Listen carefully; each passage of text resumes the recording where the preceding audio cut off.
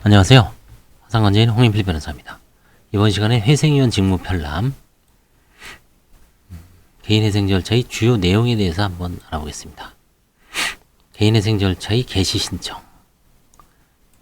일단 신청을 해야 되겠죠. 개인회생 절차는 정기적 계속적으로 생계비를 초과하는 소득을 얻을 수 있는 급여소득자 또는 영업소득자인 개인 채무자만이 신청할 수 있습니다. 채권자 또는 법인은 신청이 불가능합니다.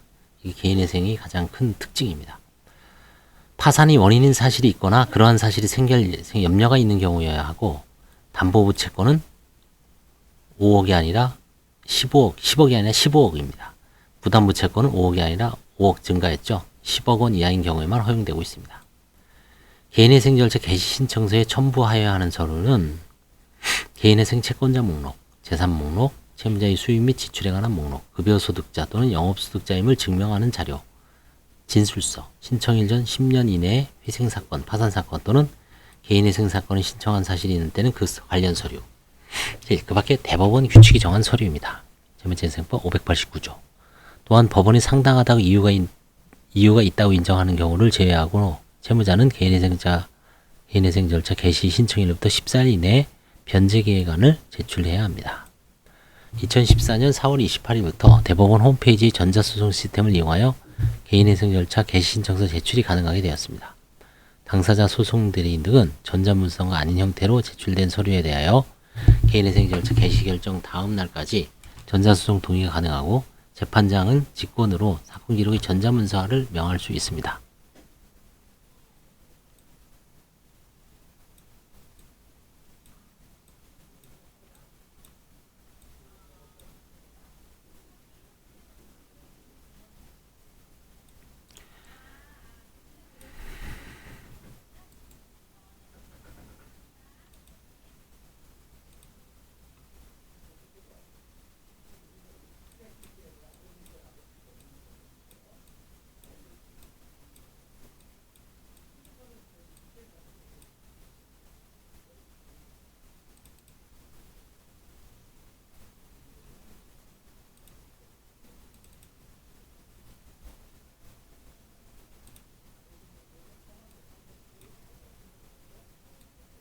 자, 그 다음에 이제 채무자의 면담이 있습니다.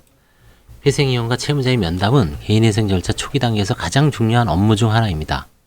회생위원은 사건을 배당받아 검토한 후 면담 절차의 진행이 불필요하다고 판단한 사건 이외에는 면담 기일을 고지하되 접수일로부터 3주를 넘지 않는 날을 최초 면담 기일로 지정하고 있다고 합니다. 회생위원은 업무 수행을 위하여 필요한 경우 면담 기일 통지서와 함께 서면으로 채무자에게 보정 권고를 하고 있습니다.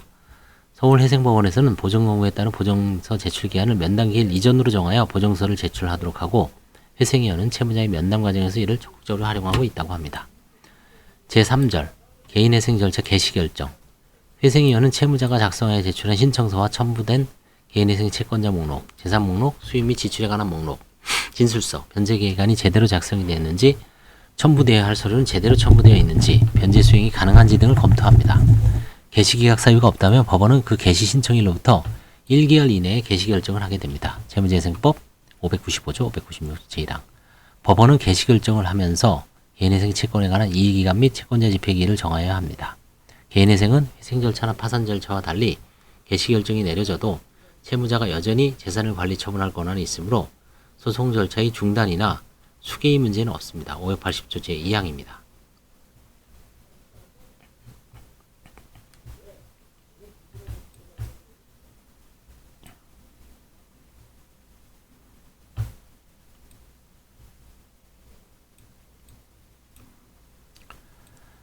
4절 개인회생 채권의 확정. 채무자가 제출한 개인회생 채권 목록에 대하여 채권자가 이의기간 내에 채권조사 확정 재판을 신청하지 아니하면 개인회생 채권 확정됩니다.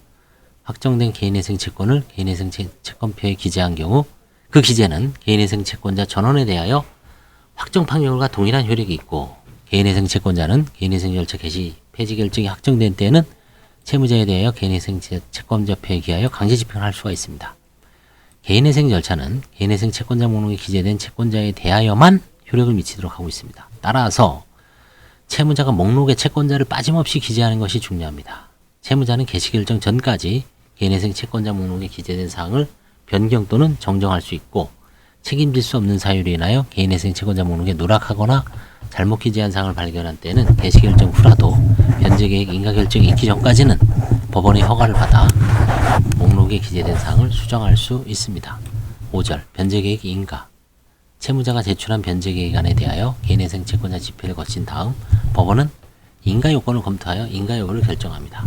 채권자 또는 회생위원이 이의가 없는 경우에는 변제계획이 법률 규정에 적합하고 공정하고 형평에 맞으며 수행 가능하고 인가 전에 납부해야 할 비용, 수수료 등을 납부하고 개인회생 채권에 대한 총 변제액이 채무자가 파산하는 때에 배당받을 총액보다 적지 아니어야 한다.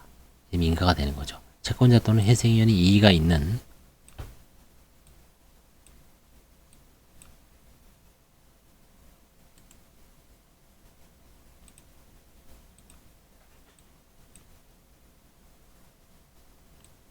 채권자 또는 회생위원이 이의가 있는 경우에는 이 채권자에 대한 총 변제액이 파산하는 때에 배당받을 총액보다 적지 아니어야 하고 채무자의 소득에서 생계비를 뺀 소득, 가용소득이 전부가 변제에 제공돼야 됩니다. 변제액의 인가결정일을 기준으로 하여 평가한 개인회생 채권에 대한 총 변제액이 3천만 원을 초과하지 아니한 범위 안에서 개인회생 채권의 총 금액이 5천만 원 미만인 경우에는 이 총 금액의 100분의 5를 곱한 거마 개인회생 채권의 총 금액이 5천만 원 미만인 경우에는 100분의 3을 곱한 금액 3%죠. 금액에 100만 원을 더한 금액보다 적지 않아야 합니다. 이것을 최저 변제 기준액이라고 합니다.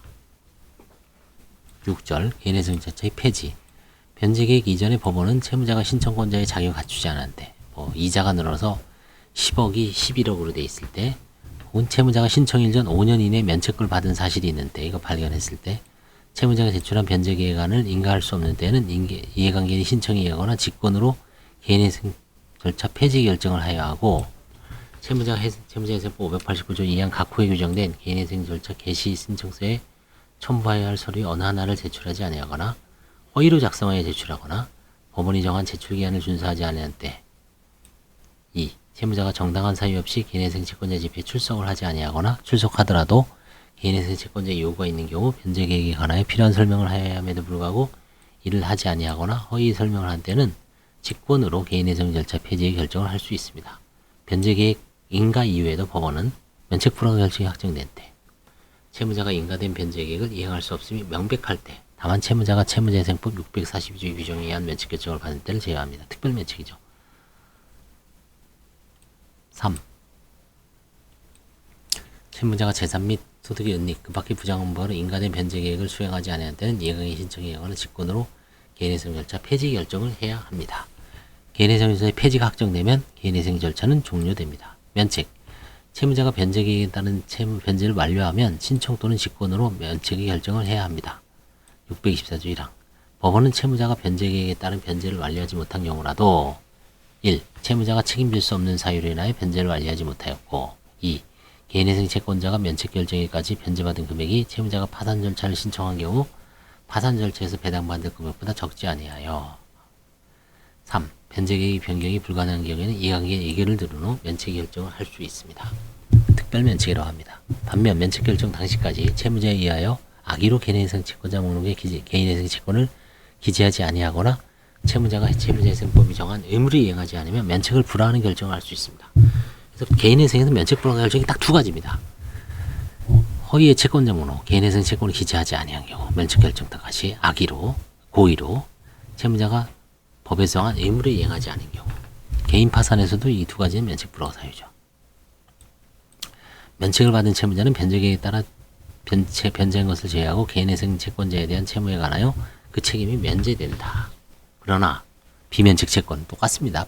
파산하고 개인회생 채권자 목록에 기재되지 않는 청구권, 개인회생 절차 개시 당시 아직 납부기한이 도래하지 아니한 조세, 벌금, 과료, 형사소송, 수신금 및 과태료, 채무자가 고의로 가한 불법행위로 인한 손해배상, 채무자가 중대한 과실로 타인의 생명 또는 신체를 침해한 불법행위로 인하여 발생한 손해배상, 채무자의 근로자의 임금, 퇴직금 및 재해보상금.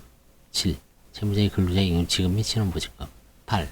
채무자가 양육자 또는 부양의무자로서 부담해야 할 비용의 청구권은 면책 효력을 받은 대상에서 제외되고 있습니다.